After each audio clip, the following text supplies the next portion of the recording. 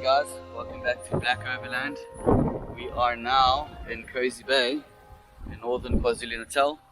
We got here quite late last night and we have a very difficult site to get into, so there was much backwards and forwards, much to our fellow campers' delight. It was a bit of a spectacle, but anyway, after the embarrassment we got in okay.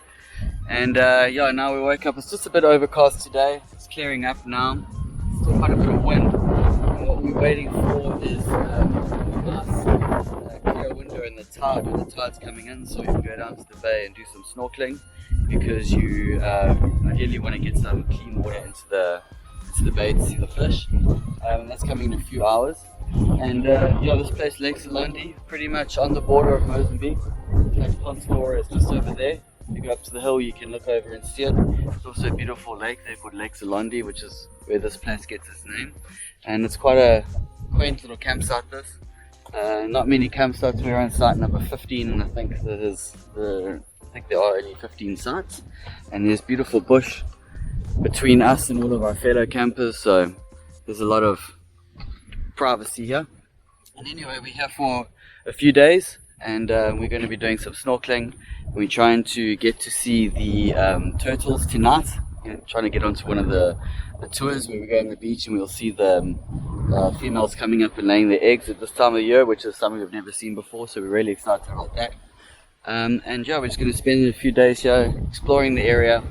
We have been here a few times before, but there's always so much to see. So I hope you guys sit back and enjoy, grab a beer, and we'll see you guys in a bit. Cheers.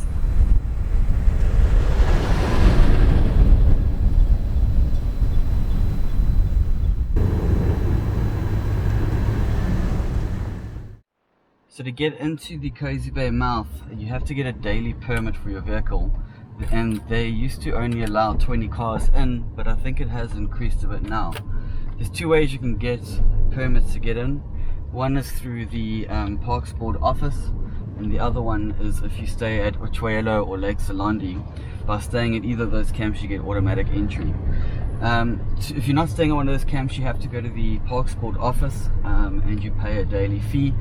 The issue though is that the Parks Board office isn't actually at the gate, it's further back, so you have to kind of backtrack to get a permit there. It's a bit of a mission, and normally you have to do it a day in advance. So if you can, staying at Zilonde or Toyah is the best route. If not, then you're going to have to get your permit. But just one mention, the parking at the bottom is pretty tight. There's not much space, so if you're in a larger party, try and fit as many people in one vehicle as possible. It just makes it a bit easier. And forewarning, the drive down to the beach is beautiful, lovely views. It's like nice thick sand, you can have some fun, but you are going to get some bush rash and some pinstriping along the side of your car because it's quite narrow in places. But that's all part of the adventure, and enjoy it.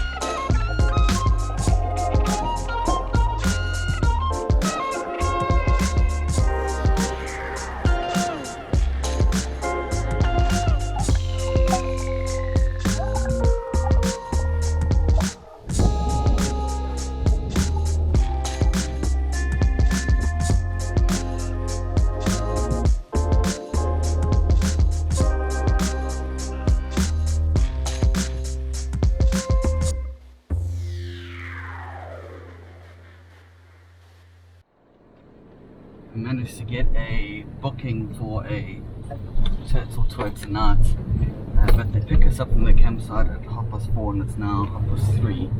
So we're rushing back so we can have a little shower, get something to eat, get some drinks, and you are allowed to take a cool box, so we'll pack that, and yeah, then we're on our way to see some turtles tonight. Really super excited.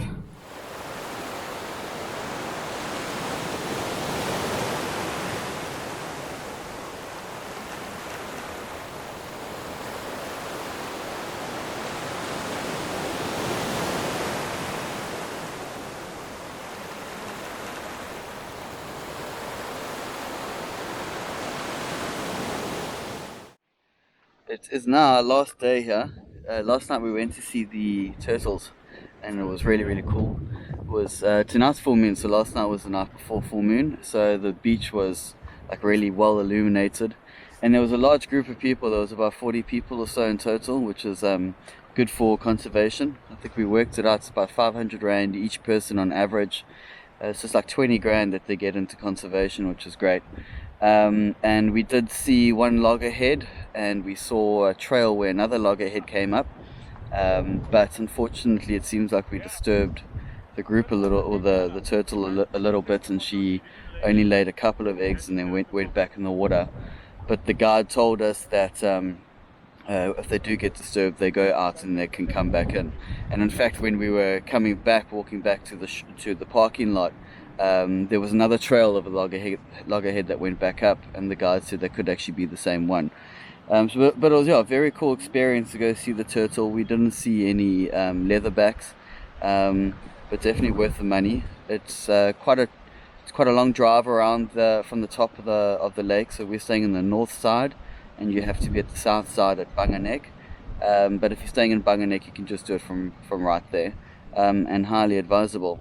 So today we've just now gone to the shops. We've bought some more stuff because we are leaving for Kruger tomorrow. It's awfully hot, that's why I'm not sitting in a shirt. And actually, if you see that's how a man uses chest hair to get a lapel mark close to the mouth when they don't have a shirt on. And yeah, we're going to leave probably about 4 or 5 in the morning tomorrow, and it's about an 11-hour drive up to Senze, so it's going to be a long down the road. And this afternoon now we're just going to go back down to the lake, get some nice shots of the lake from the viewpoint, and then head up to Toyah Lodge, which is the sister lodge of Zilonde where we're staying. And they've got a nice bar there and a swimming pool, and we've got the cricket on. I'm going to watch some of the cricket. We're playing Sri Lanka at the moment, and we are beating them, so hopefully we can get some game time in and just relax and enjoy the last day of our stay here at Kosi Bay. Just want to show you guys our site while Toyah's packing some of the stuff away. So we're at site number 15 here at Zilonde. Looks like it's a fairly new campsite, and yeah, we've got a beautiful big tree giving us some shade, and we've got a lovely view out. So here's our kitchen set up.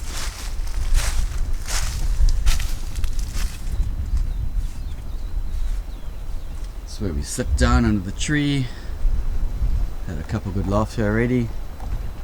There are no permanent bra points here, so bring your own bra. You have to make a fire in the ground if you don't have your own bra. And then just looking out over this beautiful field, this grassy hill.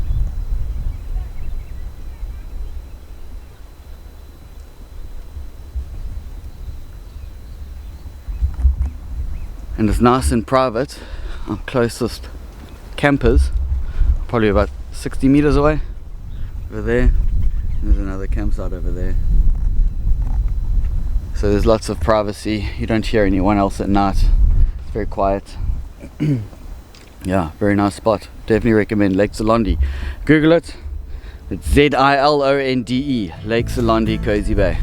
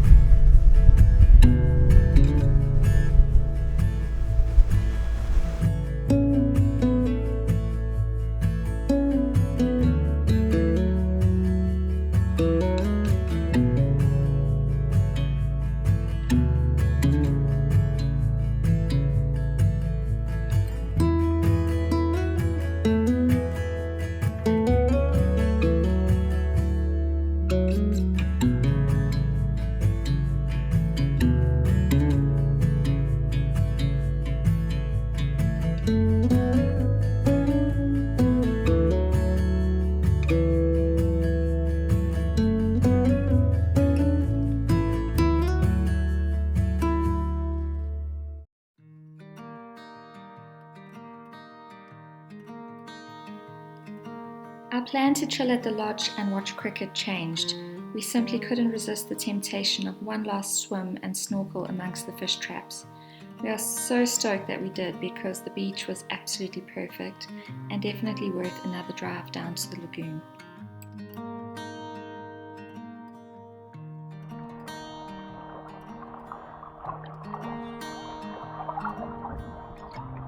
Swimming across the fish trap.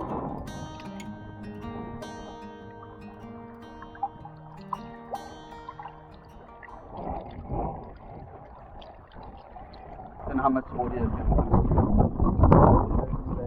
famous for fish traps made by the locals, and they're basically a whole bunch of reeds staked into the ground in these circular patterns, and how they work is when tides change, lines of sticks here pull the fish through, they channel them through to a trap designed that the fish can't come back out again, so they can swim through here, and then the last trap they'll go through there, and because the sticks face backwards it's very difficult for them to come back out. So once they go through there, then you can just spear them.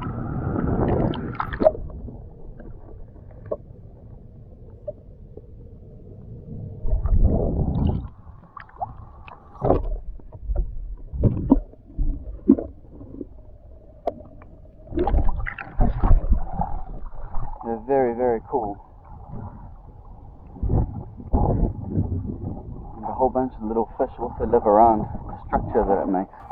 It's also a nice place to come snorkel.